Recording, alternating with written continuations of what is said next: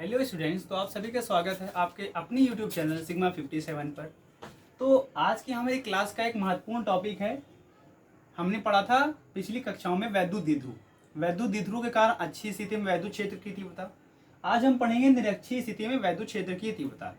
तो हेडिंग लगा लेंगे, निरक्षीय स्थिति में वैद्युत क्षेत्र की तीव्रता क्या है। देखिए, थोड़ा सा टॉपिक जो है शानदार है, मज़ेदार है, थोड़ा ध्यान से समझने की कोशिश कीजिएगा। फिजिक्स इतनी हार्ड नहीं है जितना आप लोग समझते हैं, बस ये समझने का खेल है थोड़ा बस। अब देखिए क्या है, एक्चुअल में होता क्या है कि मान लिया ए बी एक वैद्युत द्विध्रुव है। माना ए बी एक वैद्युत द्विध्रुव है, माना ए बी एक क्या है, वैद्युत द्विध्रुव है, जिसमें माइनस क्यू व प्लस क्यू आवेश क्रमशः बिंदुओं ए व बी पर स्थित हैं। आवेशों के बीच की दूरी 12 है। आवेशों के बीच की दूरी 12 है। द्विध्रुव ए बी का मध्य बिंदु O है, जिस कारण ये एल एल लंबाई में विभाजित हो जाएगी। जिस कारण ये 12 क्या होगी, एल एल लंबाई में विभाजित हो जाएगी। द्विध्रुव की निरक्ष पर, अब क्या है, द्विध्रुव की निरक्ष पर, ये द्विध्रुव की निरक्ष है। द्विध्रुव की निरक्ष पर आर दूरी पर, यहां से यहां तक की दूरी क्या है, आर है। द्विध्रुव की निरक्ष पर आर दूरी पर, ये दूरी कितनी, डिस्टेंस हमारा कितना, आर। द्विध्रुव की निरक्ष पर आर दूरी पर कोई बिंदु पी है। मान लीजिए यहाँ पर कोई पॉइंट पी है, यहाँ पर कोई पॉइंट हमारा पी है। द्विध्रुव की निरक्ष पर आर दूरी पर कोई बिंदु पी है, जहां पर वैद्युत क्षेत्र की तीव्रता ज्ञात करनी है। अब देखिए, प्लस क्यू आवेश के कारण बिंदु पी पर वैद्युत क्षेत्र की तीव्रता कहाँ होगी, बिंदु पी से बाहर की ओर। हमने नाम दे दिया इसे E1, ठीक है। अब माइनस क्यू आवेश का बिंदु पी पर वैद्युत क्षेत्र की तीव्रता कहाँ होगी, अंदर की ओर, जिसे हमने नाम दे दिया E2। क्या नाम दे दिया, E2। अब देखिए यहाँ पे क्या है, ये क्षैतिज घटक बनेंगे और ये ऊर्ध्वाधर घटक बनेगा। E1 का क्षैतिज घटक क्या हो जाएगा, E1 cos थीटा। E2 का क्षैतिज घटक क्या होगा, E2 cos थीटा। इसी प्रकार E1 का लंबवत घटक क्या होगा, E1 sin थीटा। E1 का लंबवत घटक क्या होगा, E1 sin थीटा। और E2 का लंबवत घटक E2 sin थीटा क्या होगा, यहाँ लिख दे रहा हूँ मैं, देखिए यहाँ पे लिख दे रहा हूँ E2 sin थीटा, ठीक है। इतनी दूरी R है, ये यहाँ से यहाँ तक की दूरी R है, ये L है, यहाँ पे कोण थीटा बन रहा है। अगर हमें ये वाली डिस्टेंस निकालनी हो, ये वाली डिस्टेंस निकालनी हो तो क्या होगी, पाइथागोरस प्रमेय से क्या आ जाएगी, रूट में R square plus L square. ये भी क्या आएगी, रूट में R square plus L square. उम्मीद करता हूँ कि आप सभी को इतना समझ में आ गया होगा। अब देखिए एक बार और समझ लेते हैं। माना ए बी एक वैद्युत द्विध्रुव है, जिसमें माइनस क्यू व प्लस क्यू आवेश क्रमशः बिंदुओं ए व बी पर स्थित है। आवेशों के बीच की दूरी 12 है। द्विध्रुव ए बी का मध्य बिंदु O है, जिस कारण एल एल लंबाई में विभाजित हो जाएगा। द्विध्रुव की निरक्ष पर आर दूरी पर, द्विध्रुव की निरक्ष पर आर दूरी पर कोई बिंदु P है, जहां पर वैद्युत क्षेत्र की तीव्रता हमें ज्ञात करनी है। प्लस क्यू आवेश का बिंदु P पर वैद्युत क्षेत्र की तीव्रता E1 बिंदु P से बाहर की ओर, और माइनस क्यू आवेश के कारण बिंदु P पर वैद्युत क्षेत्र की तीव्रता E2 बिंदु P से अंदर की ओर होगी। तो हम लोग यही लिखेंगे। देखिए, माना ए बी एक वैद्युत द्विध्रुव है, माना ए बी एक वैद्युत द्विध्रुव है, माना ए बी एक वैद्युत द्विध्रुव है, माना ए बी एक वैद्युत द्विध्रुव है, जिसमें माइनस क्यू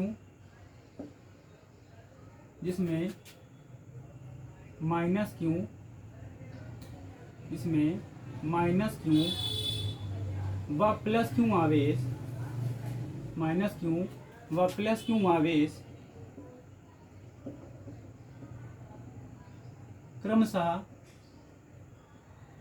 क्रमशः बिंदुओं ए व बी पर स्थित हैं।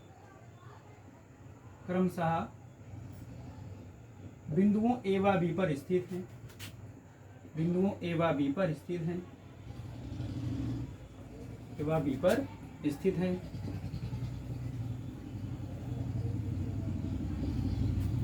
आवेशों के बीच की दूरी 12 है। आवेशों के बीच की दूरी 12 है। आवेशों के बीच की दूरी 12 है।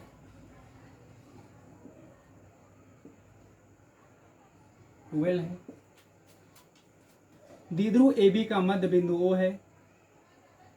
द्विध्रुव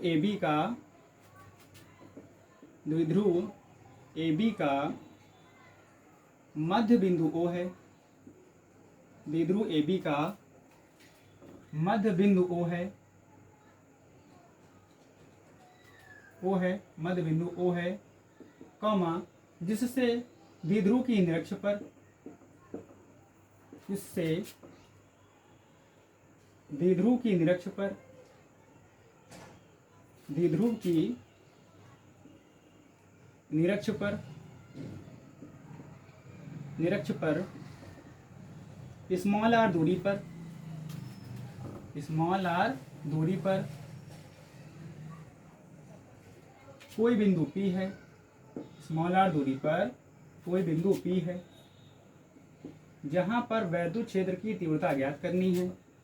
कोई बिंदु P है जहां पर वैद्युत क्षेत्र की तीव्रता ज्ञात करनी है, जहां पर वैद्युत क्षेत्र की तीव्रता ज्ञात करनी है, वैद्युत क्षेत्र की तीव्रता ज्ञात करनी है, वैद्युत क्षेत्र की तीव्रता ज्ञात करनी है। देखिए इतना तो हमने डायग्राम की मदद से लिख लिया है। उम्मीद करता हूँ यहाँ तक आप सभी को समझ में आ गया होगा। अब देखिए बढ़ते हैं आगे। अगर हमें यहाँ से यहाँ तक की, यहाँ पे हमें विद्युत क्षेत्र की तीव्रता चाहिए बिंदु P पर माइनस क्यू आवेश के कारण या फिर प्लस क्यू आवेश के कारण, तो हमें डिस्टेंस पता होना चाहिए। अब ये डिस्टेंस निकालने के लिए हम क्या करेंगे, समकोण AOP में पाइथागोरस थ्योरम लगाएंगे। तो लिखेंगे अब समकोण AOP में, समकोण AOP में पाइथागोरस प्रमेय से, किससे, पाइथागोरस प्रमेय से, समकोण AOP में पाइथागोरस प्रमेय से। तो देखिए क्या होती है हमारी पाइथागोरस प्रमेय। पाइथागोरस प्रमेय होती है हमारी कर्ण का स्क्वायर। ठीक है, क्या होती है, कर्ण का स्क्वायर बराबर लंब स्क्वायर प्लस आधार स्क्वायर। यहाँ पे कर्ण क्या हमारा AP है, लंब क्या है OP है, आधार क्या हमारा OA है। तो लिख लेंगे AP स्क्वायर मतलब कर्ण का स्क्वायर बराबर, कर्ण का स्क्वायर बराबर लंब स्क्वायर प्लस आधार स्क्वायर। तो OP square plus OA square. तो यहाँ से देखिए AP स्क्वायर क्या आ जाएगा हमारा, AP स्क्वायर आएगा, देखिए O से P तक का डिस्टेंस क्या है, R है, तो R स्क्वायर। O से लेके A तक का डिस्टेंस क्या है, L है, तो L स्क्वायर। इधर से स्क्वायर हटाएंगे, इधर क्या आ जाएगा, रूट आ जाएगा। यहाँ से AP की वैल्यू क्या आ जाएगी, रूट में R square plus L square. अब देखिए यहाँ पे जो AP है BP के इक्वल है। ठीक है, लिखेंगे बट AP इक्वल है किसके, BP के। यहाँ पे हमारी AP इक्वल है BP के, इसलिए BP की वैल्यू क्या आ जाएगी हमारी, BP की वैल्यू भी आ जाएगी रूट में R square plus L square. अब देखिए अगर हम बात कर लें प्लस क्यू आविष्कार बिंदु P पर वैद्युत क्षेत्र की तीव्रता, देखिए इधर देख लेंगे। पहले तो आप सभी लोग इसका स्क्रीनशॉट ले लीजिए, ले लिया होगा। अब देखिए रफ करते हैं, आप लोग याद रखिएगा। चलिए देखिए,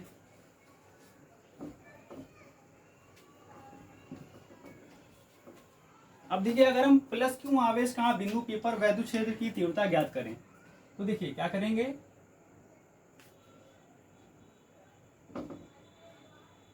प्लस क्यू आवेश के कारण, प्लस क्यू आवेश के कारण, आवेश के कारण बिंदु P पर वैद्युत क्षेत्र की तीव्रता, बिंदु P पर वैद्युत क्षेत्र की तीव्रता, बिंदु P पर वैद्युत क्षेत्र की तीव्रता, बिंदु P पर वैद्युत क्षेत्र की तीव्रता क्या होगी हमारी E1, क्या होगी E1 इक्वल टू क्या होगा 1/4 pi epsilon not Q upon, यहाँ पे डिस्टेंस क्या हमारा रूट में R square plus L square, distance क्या है रूट में R square plus L square. ठीक है, तो डिस्टेंस क्या होगा रूट में R square plus L square. ठीक है, अब दूरी का क्या होता है स्क्वायर, तो इसका स्क्वायर कर देंगे, स्क्वायर से रूट कैंसिल आउट हो जाएगा, तो यहाँ से हमारा सीधा सीधा E1 की वैल्यू क्या आएगी 1/4 pi epsilon not Q upon R square plus L square. ठीक है, इसी प्रकार माइनस क्यू आवेश के कारण निकालेंगे, तो लिख लेंगे इसी प्रकार, इसी प्रकार, इसी प्रकार माइनस क्यू आवेश के कारण, इसी प्रकार माइनस Q आवेश के कारण बिंदु P पर वैद्युत क्षेत्र की तीव्रता, बिंदु P पर वैद्युत क्षेत्र की तीव्रता, बिंदु P पर वैद्युत क्षेत्र की तीव्रता, बिंदु P पर वैद्युत क्षेत्र की तीव्रता क्या होगी हमारी E2।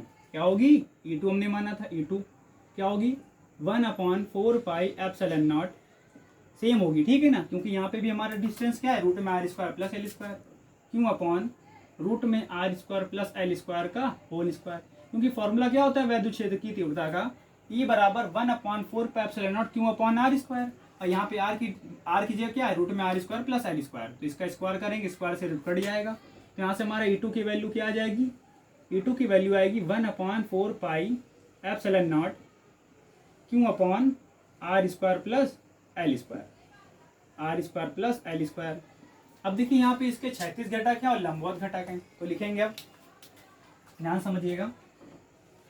E1 का क्षैतिज घटक, E1 का क्षैतिज घटक, E1 का क्षैतिज घटक क्या होगा हमारा E1 cos थीटा, E1 का क्षैतिज घटक E1 cos थीटा, E1 का लंबवत घटक या ऊर्ध्वाधर घटक, E1 का लंबवत घटक, E1 का लंबवत घटक क्या होगा हमारा E1 sin थीटा। इसी तरह हम बात कर लें अगर E2 का क्षैतिज घटक, E2 का क्षैतिज घटक, E2 का क्षैतिज घटक, तो E2 का क्षैतिज घटक क्या होगा हमारा E2 cos थीटा। इसी तरह अगर हम बात कर लें E2 का लंबवत घटक, देखिए वहाँ पे डायग्राम में लिखे हुए हैं ना लंबवत घटक और क्षैतिज घटक, E2 का लंबवत घटक क्या होगा हमारा E2 sin थीटा, क्या होगा E2 sin थीटा। देखिए कुछ भी बाहर से नहीं, सारा खेल इस डायग्राम से है। देखिए E1 का क्षैतिज घटक क्या है E1 cos थीटा, E1 का लंबवत घटक क्या है E1 sin थीटा, E2 का क्षैतिज घटक क्या है E2 cos थीटा, और E2 का लंबवत घटक क्या है E2 sin थीटा, जब इस तरीके से कोण और निरज की बात की जाए, ठीक है। अब देखिए यहाँ पे जो लंबवत घटक हैं एक दूसरे के विपरीत दिशा में जिस कारण निरस्त हो जाएंगे, लंबवत घटक एक दूसरे के विपरीत दिशा में है जिस कारण निरस्त हो जाएंगे, और क्षैतिज घटक आपस में जुड़ जाएंगे। तो हम लोग यही लिखने वाले हैं कि लंबवत घटक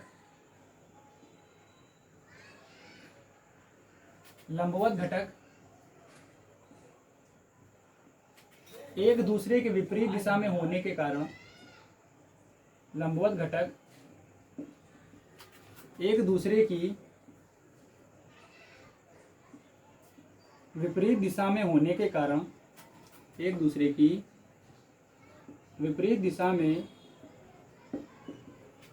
होने के कारण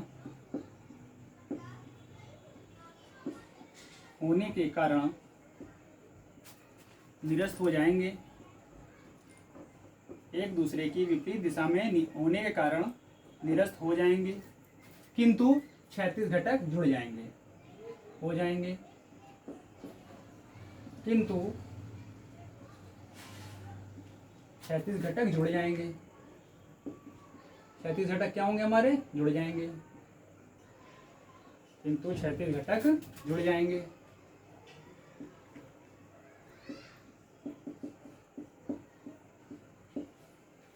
अब हम बात की जाए बिंदु P पर कुल वैद्युत क्षेत्र की तीव्रता की। अतः बिंदु P पर कुल वैद्युत क्षेत्र की तीव्रता, अतः बिंदु P पर कुल वैद्युत क्षेत्र की तीव्रता, कुल वैद्युत क्षेत्र की तीव्रता क्या होगी हमारी, क्षैतिज घटक आपस में जुड़ जाएंगे, तो E बराबर हमारी क्या आ जाएगी, E बराबर आ जाएगा E1 cos theta plus E2 cos theta, E1 cos theta plus E2 cos theta. तो यहाँ तक आप सभी को समझ में आ गया होगा। देखिए लंबवत घटक एक दूसरे के विपरीत दिशा में है, जिस कारण ये क्या होंगे, निरस्त हो जाएंगे, खत्म हो जाएंगे, और क्षैतिज घटक जो हैं क्या होंगे, जुड़ जाएंगे। अतः बिंदु पी पर कुल वैद्युत क्षेत्र की तीव्रता क्या होगी, इनका योग यही होगी।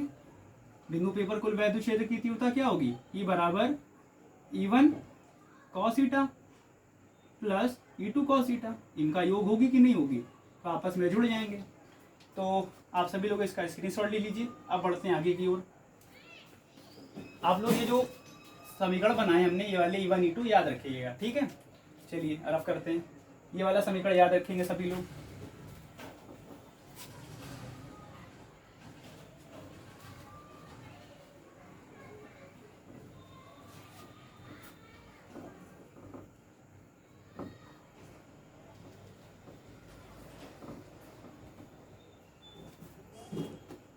चलिए देखिए, यहाँ से हमारा क्या आया था, E बराबर, यहाँ से हमारी कुल वैद्युत क्षेत्र की तीव्रता क्या आई थी, E बराबर E1 cos theta, E1 cos theta plus E2 cos theta. अब जरा देखिए, E1 की वैल्यू सभी ने क्या निकाली थी, 1/4 पाई एप्सिलॉन नॉट क्यों upon R square plus L square, यही निकाली थी हमने, निकाली थी कि नहीं निकाली थी, ठीक है। अब cos थीटा, cos थीटा क्या होता है, आधार बटे कण, थीटा के सामने वाले लंब, और ये आधार और ये कण, ये आधार और ये कण। तो यहाँ से हम वैल्यू रख देंगे cos थीटा की, तो cos थीटा की वैल्यू क्या आएगी, L अपॉन रूट में R square plus L square, ठीक है। प्लस लगा देंगे।